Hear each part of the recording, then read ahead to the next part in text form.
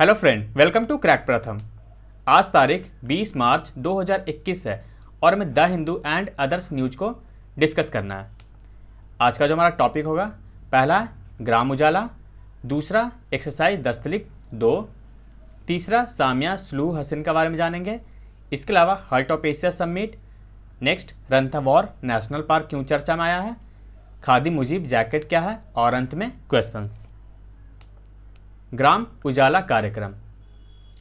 यह कार्यक्रम power and new and renewable energy के द्वारा शुरू किया गया। इसके जो मंत्री आप देख सकते हैं, श्री RK सिंह, इन्होंने बिहार के आरा से वर्चुअल तरीके से इस योजना की शुरुआत की है। कौन सी? ग्राम उजाला। इसके तहत ग्रामीण क्षेत्रों में ग्रामीण लोगों को 10 रुपये की दर से LED बल्ब जो है दिया जाएगा। ये कोई सब्सिडी नहीं होगी या 10 रुपये का मूल्य होगा जिससे लोगों को देना होगा। ये जो पहले चरण में आप देख सकते हैं, इसके तहत जो है 7 वाट और 12 वाट के बल्ब प्रदान किए जाएंगे। और पहले चरण में बिहार के आरा, उत्तर प्रदेश के वाराणसी, आंध्र प्रदेश के विजयवाड़ा, महाराष्ट्र के नागपुर और पश्चिमी गुजरात में इसे लागू किया जाएगा। इसके तहत जो बल्ब प्रदान किया जाएगा उसकी जो वारंटी होगी कितनी होगी? 3 इयर्स की होगी। और इसके तहत आप एक्सचेंज कर सकेंगे मैक्सिमम 5 बल्ब को, यानी कि आपका जो एक बल्ब अगर ख़राब होता है तो आप मैक्सिमम 5 बार उसे बदल सकते हैं। इस ग्राम उजाला योजना का इम्पैक्ट आपके क्लाइमेट एक्शन में भी देखा जा सकता है। देखिए, जैसे आप देख सकते हैं, इसके तहत टोटल जो एनर्जी सेविंग होगी कितनी? 40,743 मिलियन किलोवाट प्रति वर्ष। इसके अलावा डिमांड कम होगी कितनी? 22,743 मेगावाट की। और कार्बन रिडक्शन में भी कमी आएगी 37 मिलियन टन पर ईयर। ये जो कार्बन रिडक्शन कम होगा, इसका प्रभाव आप देख सकते हैं कि जो कार्बन क्रेडिट होगा बिहार का या फिर पूरे देश का या फिर अन्य राज्यों में जहां लागू किए जाते हैं, तो कार्बन क्रेडिट काफ़ी सुधरेगा। और ये UN का एक प्रोग्राम है, उसमें भी शामिल हो सकता है, साइन प्रोग्राम। देखिए, कार्बन क्रेडिट क्या होता है। मान लीजिए A देश है और B देश है। ये जो है उद्योगपतियों वाला देश है, मान लीजिए यूरोप या अमेरिका। दूसरा भारत या फिर बिहार को आप मान लीजिए एक छोटा सा राज्य जहाँ पे उद्योगों की संख्या काफ़ी कम है या फिर नाम मात्र है ना। तो वैश्विक स्तर पर एक सीमा बनाई गई, मान लीजिए इसे 100 टन क्रेडिट जो है कार्बन को यूज करना है। यानी कि आप 100 टन जैसे ही पार करेंगे तो आपको प्रदूषित राज्य या देश घोषित किया जाएगा। जबकि इसे भी 100 टन यूज करने की एक सीमा दी जाती है, एक क्रेडिट दिया जाता है ना। तो मान लीजिए इसने 100 की जगह 130 किया, और तो यानी कि 30 तो ये प्लस हो गया, यानी कि एक तरह से प्रदूषित राज्य या देश होने जा रहा है। लेकिन ये जो है मान लीजिए इसने किया, इसे 100 खर्च करना था लेकिन इसने 30 या 35 खर्च किए, तो इसके पास जो 60 या 65 बचे, तो इसे ये क्या करता है? बेच सकता है। तो आप देख सकते हैं, अगर ये 130 जिसका बढ़ गया, इससे अगर 60 खरीदेगा तो इसका कितना हो जाएगा? 130 माइनस 60 कर दीजिए, यानी कि कितने होगा? ये आपके हो गए 70, है ना। तो एक प्रकार से यह भी एक गैर प्रदूषित देश बन सकता है। तो इसी प्रकार से एक स्कीम चलाई जाती है वैश्विक स्तर पर, उसे हम पर्यावरण में देखेंगे। नेक्स्ट है दस्तलिक अभ्यास 2, या किन 2 देशों के बीच किया जाता है? भारत और उज्बेकिस्तान के आर्मी के बीच।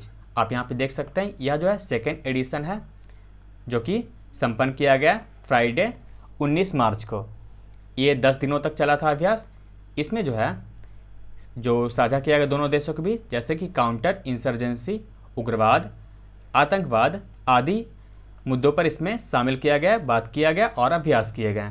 एक्सरसाइज दस्तलिक आप समझ गए किन के बीच होता है? इंडो और उज्बेकिस्तान। आप यहाँ पे उज्बेकिस्तान की सीमा देख सकते हैं। इसकी जो सीमा है, जो चारों अन्य मध्य एशियाई राष्ट्र है, कजाकिस्तान, तुर्कमेनिस्तान, किर्गिस्तान और तजाकिस्तान, उन सब से इसकी सीमा जो है लगती है, आप देख सकते हैं। लेकिन इसकी सीमा जो है कैस्पियन सी से नहीं लगती है। कैस्पियन सागर से किन 2 देशों की सीमा लगती है मध्य एशियाई में? कजाकिस्तान और तुर्कमेनिस्तान। इसके अलावा आप देख सकते हैं अजरबैजान है और ईरान भी नीचे है और ऊपर से रशिया भी है। तो आप देख सकते हैं कैस्पियन सागर को भी, और यहाँ पर उज्बेकिस्तान। उज्बेकिस्तान की सीमा अफ़गानिस्तान से भी लगती है, लेकिन भारत से नहीं। नेक्स्ट है सामिया सुलुहु हसन के बारे में। यह जो है तंजानिया की पहली महिला राष्ट्रपति बनी है। क्यों?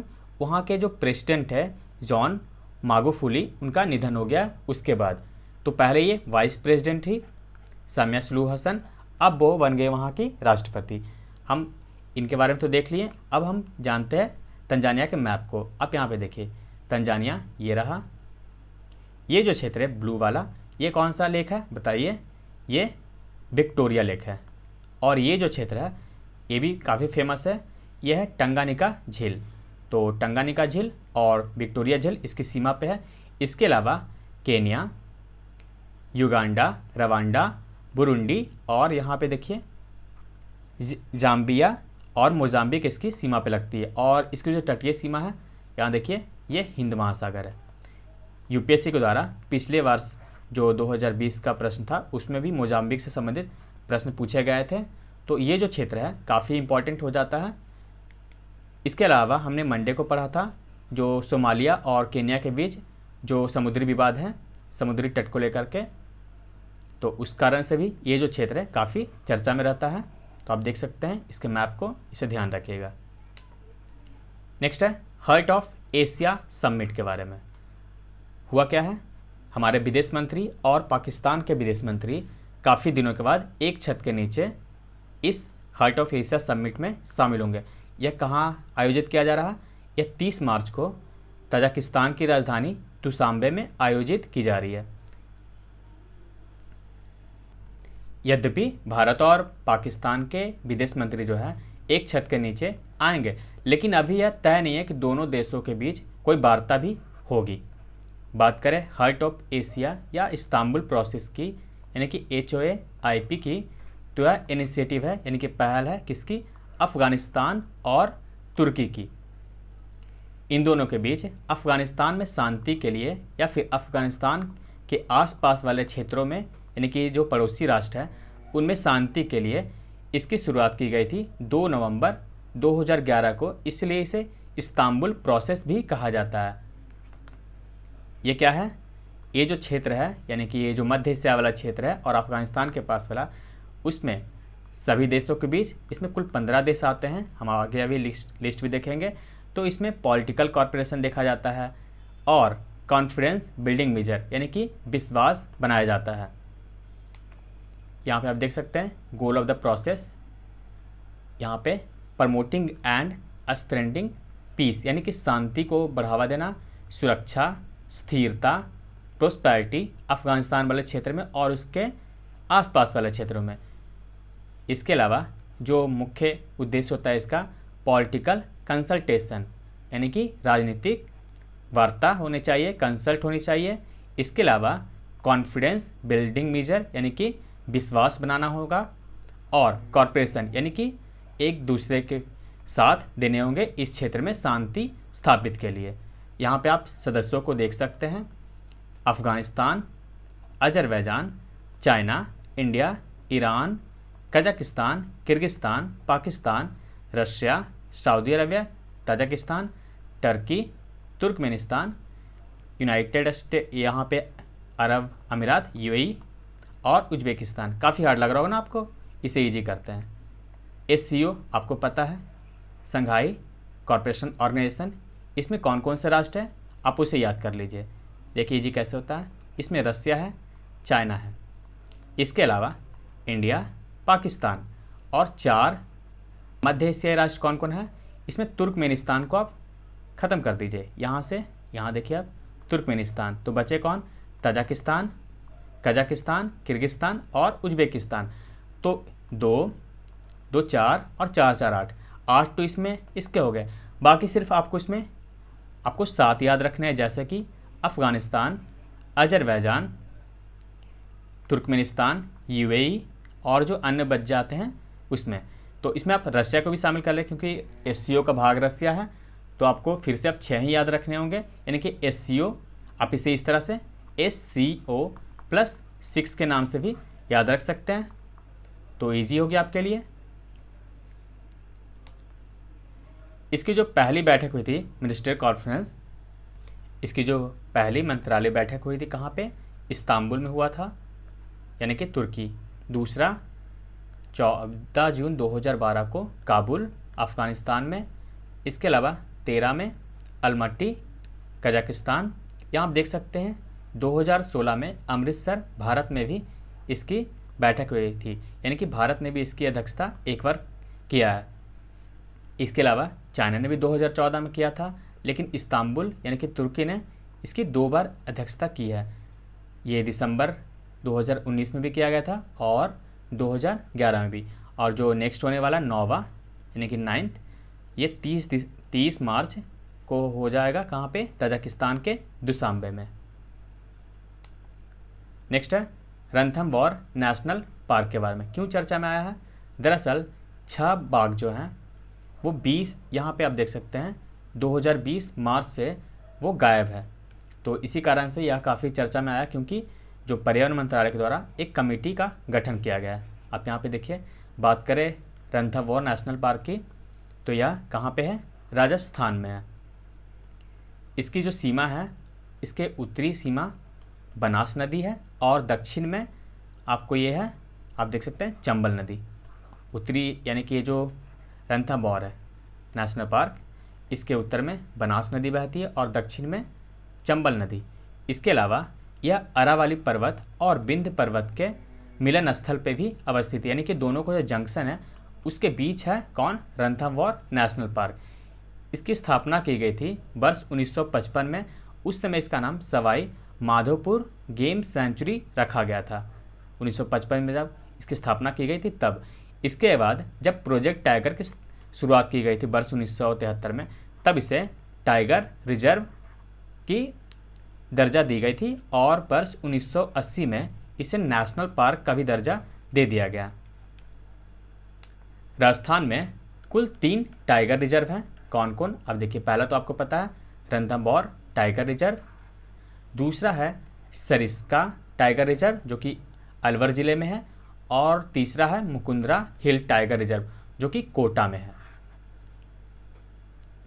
ये जो है यहाँ पे, ये जो पिछले बार जो जनगणना किया था किसका, बाघों का, उसमें आपको पता है 2967 बाघ शामिल किए गए थे, या फिर ये जो जनगणना किया गया था उसमें 2967 बाघों की गणना हुई थी, यानी कि कुल संख्या कितनी है भारत में बाघों की, 2967।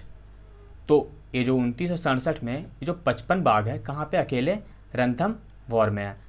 और बात करें राज्यों की, तो सर्वाधिक कहाँ पे बाघ हैं, मध्य प्रदेश में 526, इसके बाद 524 है कर्नाटका में, और तीसरे नंबर पे उत्तराखंड 442। इस रिपोर्ट में एक और बात की गई थी कि छत्तीसगढ़ और मिजोरम में अन्य राज्यों की तुलना में बाघों की संख्या में क्या हुई, गिरावट आई है। तो हमने टाइगर रिजर्व के बारे में जाना और उसके सेंसस, और क्या जाना हमने, रणथंबोर नेशनल पार्क और टाइगर रिजर्व के बारे में। यहाँ पे देखिए रणथंबोर नेशनल पार्क है। ये जो ऊपर जो नदी आप ये देख रहे हैं, ये कौन सी नदी है, बनास नदी। ये जो बनास नदी है अरावली पर्वत से निकलती है, और ये जो नीचे आप देख रहे हैं ये चंबल नदी है। इसका उद्गम स्थल कौन सा है, इसका उद्गम स्थल है विंध्य पर्वत। तो इसके बीच में आप देख सकते हैं रणथंबोर नेशनल पार्क। नेक्स्ट है खादी मुजीब जैकेट के बारे में। कोई न्यूज़ नहीं है, लेकिन इसे हम जानना होगा क्योंकि कई सारे एग्जाम में छोटे छोटे प्रश्न बन जाते हैं। तो ये क्या है, आप यहाँ पे देखिए तस्वीर इंदिरा गांधी के साथ, ये मुजीबुर रहमान है। इन्हें क्या कहा जाता है, ये बांग्लादेश के राष्ट्रपिता भी कहलाते हैं। ये बांग्लादेश के प्रथम राष्ट्रपति भी थे। जब 1971 में बांग्लादेश यानी कि पूर्वी पाकिस्तान से बांग्लादेश का गठन हुआ था, यानी कि पूर्वी पाकिस्तान जब बांग्लादेश बना था तो उनमें सबसे बड़ा योगदान इन्हीं का था। तो इनका जो है 100 वर्ष जन्म शताब्दी मनाई जा रही है, यहाँ पे देख सकते हैं बांग्लादेश में। इसी के उपलक्ष्य में प्रधानमंत्री नरेंद्र मोदी का यात्रा होगा 26 से 27 मार्च के बीच, कहाँ, बांग्लादेश में। तो उसी के उपलक्ष्य में ये खादी विलेज इंडस्ट्रियल कमीशन यानी KVYC, इसके द्वारा 100 जैकेट बनाए गए हैं, जो कि वहाँ के जो राजदूत होंगे और अन्य जो हमारे अधिकारी होंगे दूतावास में, वो उस उपलक्ष्य में यह जैकेट पहनेंगे। तो इसे मुजीब जैकेट का नाम दिया गया, खादी मुजीब जैकेट। यह एक रिलेशन भी बन जाता है, खादी हमारा भारत का और मुजीब बांग्लादेश के, ये राष्ट्रपति और वहाँ के राष्ट्रपिता भी कहलाते हैं।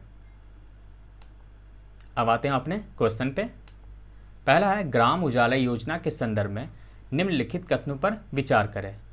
इस योजना की शुरुआत वाराणसी से की गई है।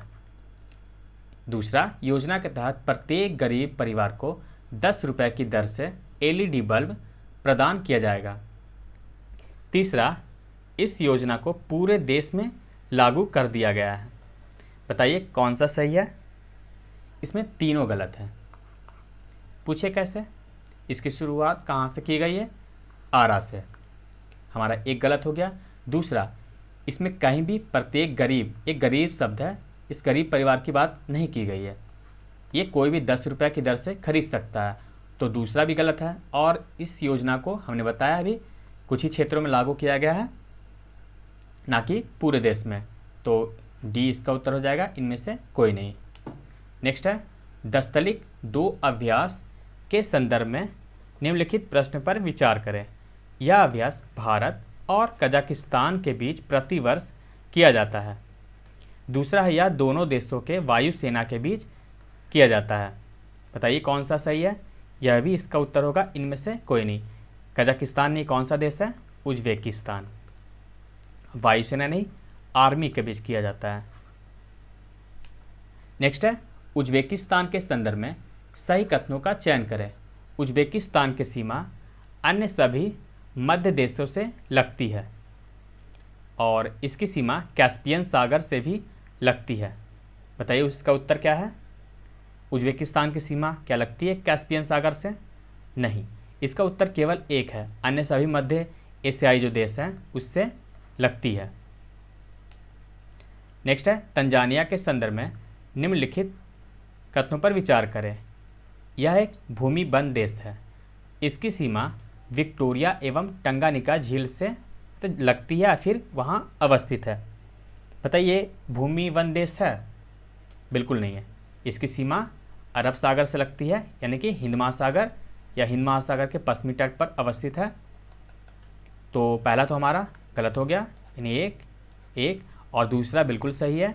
इसके उत्तर में कौन सा झील है? विक्टोरिया झील, और पश्चिम में टंगानिका झील है। नेक्स्ट है, हार्ट ऑफ एशिया के संदर्भ में निम्नलिखित कथनों पर विचार करें। इसकी शुरुआत 2011 में की गई थी। ये जो संघाई सहयोग संगठन के सभी सदस्य इसके भी सदस्य हैं। भारत में कभी भी इसकी जो अध्यक्षता अब तक नहीं की गई है। आपको सही विकल्प का चयन करना है। तो बताइए सही विकल्प कौन सा है? पहला बिल्कुल सही है, 2011 में किया गया था। अभी मैंने बताया संघाई SCO+6, यानी कि 9 और 6 कितने हो गए? 15 देश इसके सदस्य हैं। तो आप देख सकते हैं दूसरा विकल्प भी सही है, यानी कि संघाई सहयोग संगठन के सभी सदस्य इसके भी सदस्य हैं। लेकिन तीसरा गलत है, क्योंकि 2016 में अमृतसर में भारत ने इसकी क्या की थी? अध्यक्षता की थी। तो हमारा 1 और 2 तो सही है, तीसरा गलत है। तो उत्तर हो जाएगा बी। नेक्स्ट है, रणथंभौर राष्ट्रीय पार्क के संदर्भ में सही कथनों का चयन करें।